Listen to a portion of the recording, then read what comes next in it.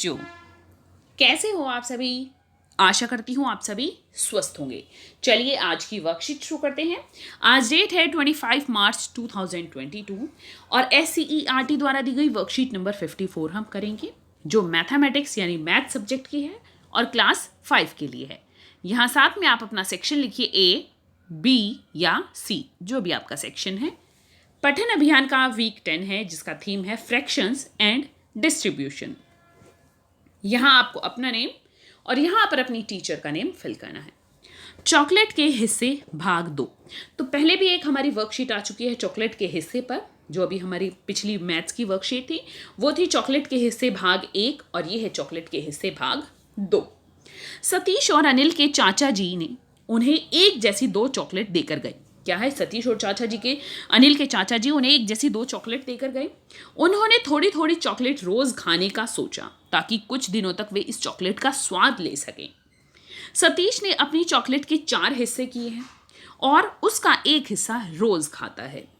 अनिल ने अपनी चॉकलेट के 6 हिस्से किए हैं और वह भी उसका एक हिस्सा रोज खाता है। तो देखिए यहाँ पर 2 चॉकलेट आपको नीचे दिखाई गई हैं।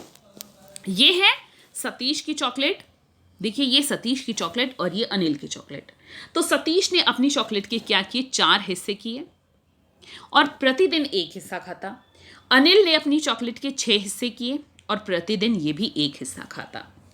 अब यहाँ देखिए, सतीश और अनिल की चॉकलेट देखकर क्या आप बता सकते हैं। अब हमने दोनों की चॉकलेट देख ली, चलिए अब बताते हैं, नीचे दिए हुए प्रश्नों के सवालों के उत्तर देते हैं। सतीश एक दिन में चॉकलेट का कितना हिस्सा खाता है।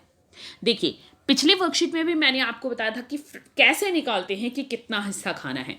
सबसे पहले तो इस तरह से लाइन लगाकर जितने कुल हिस्से हैं, कितने हिस्से हैं सतीश की चॉकलेट के, 1 2 3 4 हिस्से हैं, तो हम यहाँ पर लिखेंगे नीचे 4। एक दिन में एक हिस्सा खाता है तो 1/4। तो एक दिन में कितना हिस्सा खाता है, वो खाता है 1/4 यानी 1/4। इस तरह से सतीश की चॉकलेट कितने दिनों में खत्म होगी, 4 दिनों में, क्योंकि एक दिन में ये हिस्सा खाएगा, दूसरे दिन में ये, तीसरे दिन में ये और चौथे दिन में ये। तो कितने दिनों में खत्म होगी, 4 दिनों में। 4 दिनों में। आगे देखिए, अनिल एक दिन में चॉकलेट का कितना हिस्सा खाता है। देखिए अनिल की चॉकलेट है, ये कितने हिस्से हैं कुल, 1 2 3 4 5 6। तो नीचे लाइन लगाकर इस तरह से 6 लिखेंगे। एक दिन में खाता है एक हिस्सा, तो 1/6 वो हिस्सा प्रतिदिन खाता है। सतीश एक दिन में खाता है 1/4 हिस्सा और अनिल खाता है 1/6 हिस्सा। इस तरह से अनिल की चॉकलेट कितने दिनों में खत्म होगी, 6 दिनों में। 1 2 3 4 5 और 6 दिनों में उसकी चॉकलेट खत्म होगी, 6 दिनों में। आगे देखते हैं, आपको याद होगा किसी चीज के 2 बराबर हिस्सों में से एक हिस्से को 1/2 लिखते हैं, किसी चीज के 3 बराबर हिस्सों में से एक हिस्से को 1/3 लिखते हैं और किसी चीज के 4 बराबर हिस्सों में से एक हिस्से को 1/4 लिखते हैं। ये भी पिछली वर्कशीट में आपको बता दिया था। देखिए एक बार फिर से बता देती हूँ।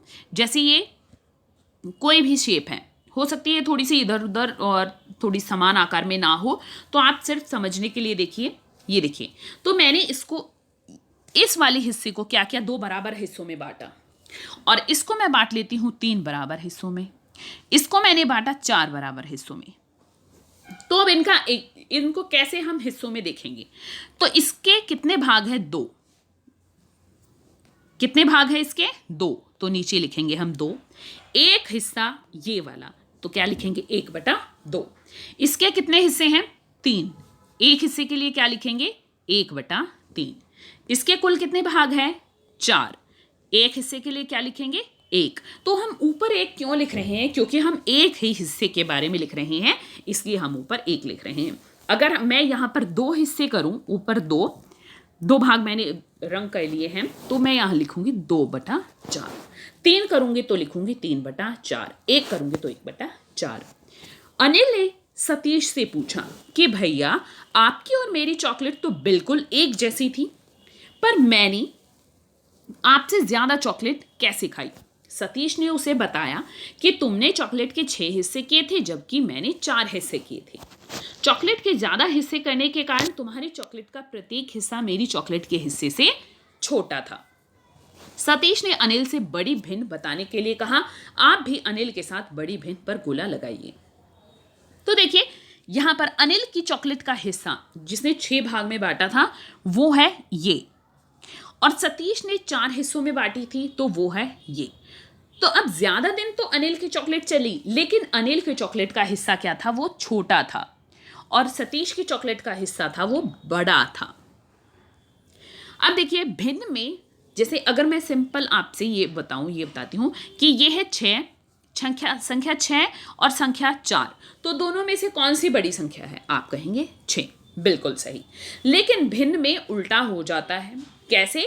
कि अगर मैं 1/6 और 1/4 देखती हूँ तो कौन सी संख्या बड़ी होगी, कौन सी भिन्न बड़ी होगी? 1/4 बड़ी होगी। देखिए किस तरह से, बिल्कुल मैं चॉकलेट की एग्जाम्पल से ही आपको बताती हूँ। ये एक हिस्सा है इसका कितना, 1/4, और इसका हिस्सा है 1/6। अब बताइए कौन सा हिस्सा बड़ा है, 1/4 या 1/6? कौन सा हिस्सा बड़ा है? 1/4 बड़ा है। क्यों? क्योंकि इसमें ये पूरी चीज 4 हिस्सों में बटी है और इसमें ये पूरी चीज 6 हिस्सों में बटी है। तो 6 हिस्से वाले में क्या है, छोटे टुकड़े बनेंगे, और 4 हिस्सों में बड़े टुकड़े बनेंगे। उम्मीद है ये आपको समझ आया होगा।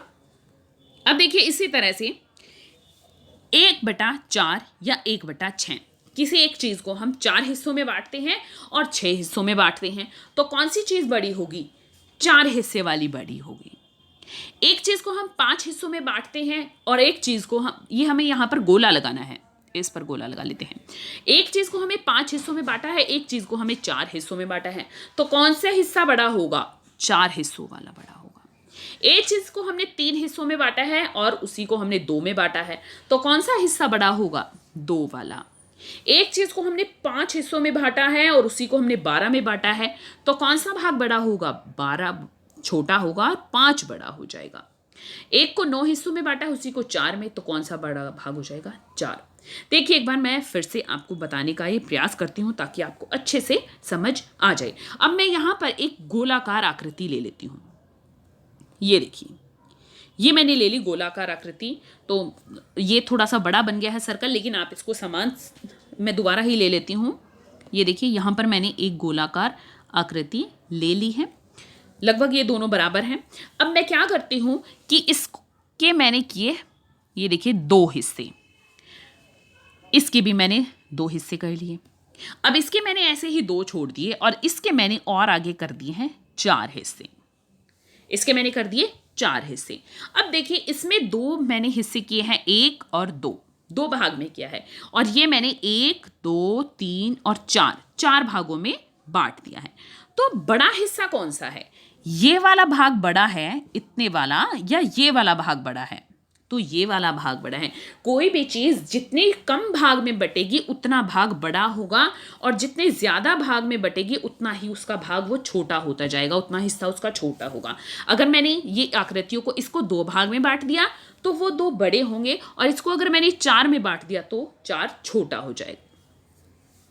अभिभावकों के लिए सुझाव है, बच्चों को घर में पाई जाने वाली ऐसी चीजों के बारे में बताइए जिन्हें हम बराबर भागों में बांट सकते हैं, जैसे रोटी, सेब, अमरूद आदि। तो देखिए यहाँ पर रोटी से मुझे एक और तरीके से मैं आपको बताने का प्रयास करती हूँ। आप एक रोटी ले लीजिए, उसके 2 हिस्से कीजिए, फिर दूसरी रोटी लीजिए, उसके 4 हिस्से कर लीजिए, एक बार आधी कीजिए और फिर उन आधी को फिर से आधी कीजिए।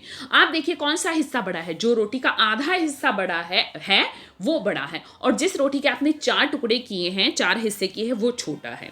तो उम्मीद है अब तो आपको ये अच्छे से समझ आ गया होगा। आज का कोविड का मैसेज है कि जब भी हम घर से बाहर जाएं हमें सोशल डिस्टेंस मेंटेन करना चाहिए और हमेशा मास्क पहनकर जाना चाहिए, तभी हम कोविड से सुरक्षित रह सकते हैं। आज की ये वर्कशीट यहीं पर खत्म होती है। अगर आपको वीडियो पसंद आई है तो लाइक कर दीजिए, अपने फ्रेंड्स के साथ शेयर कीजिए और चैनल को सब्सक्राइब कर दीजिए ताकि आगे आने वाली वर्कशीट आपको मिस ना हो और आप अच्छे से अपना काम पूरा कर सके। फिर मिलते हैं एक नई वर्कशीट के साथ, तब तक के लिए अपना ध्यान रखना। धन्यवाद।